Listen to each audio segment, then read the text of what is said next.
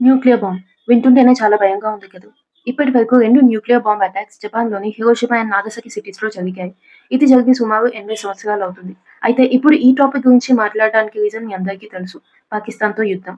వాడెలాగో మనతో యుద్ధంలో గెలవలేడు కాబట్టి, అయితే ఈ 2 దేశాలు నాశనం అవ్వాలి అనే ఉద్దేశ్యంతో వాళ్ళు ఒకవేళ న్యూక్లియర్ అటాక్ చేసే ఛాన్సెస్ ఉన్నాయి. ఒకవేళ న్యూక్లియర్ అటాక్ జరిగితే అలా ఎప్పటికీ జరగకూడదు. కానీ ఒకవేళ టైం బాలేక అటాక్ జరిగితే మనం ఫాలో అవ్వాల్సిన ఇంపార్టెంట్ సర్వైవల్ టిప్స్ ఏంటి? టిప్ నంబర్ 1 ఒకవేళ మీరు అటాక్ జరిగిన 1-2 కిలోమీటర్స్ లోపల ఉంటే మీరేం చెయ్యకండి. ఎందుకంటే మీరేం చేసినా ప్రయోజనం ఉండదు. ఆ విషయం తెలిసే లోపే మీరు చనిపోతారు.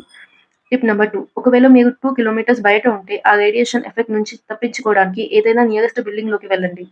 మాక్సిమం 48 అవర్స్ వరకు బయటికి రాకుండా ప్రయత్నించండి. టిప్ నంబర్ 3 బాడీని ప్రొటెక్ట్ చేయడం కోసం హెవీ క్లోత్స్ వేసుకోండి. ఎందుకంటే ఆ రేడియేషన్ ఎఫెక్ట్ వల్ల ఔటర్ బాడీతో పాటు ఇంటర్నల్ ఆర్గాన్స్ కూడా దెబ్బతినే ఛాన్సెస్ చాలా ఉన్నాయి.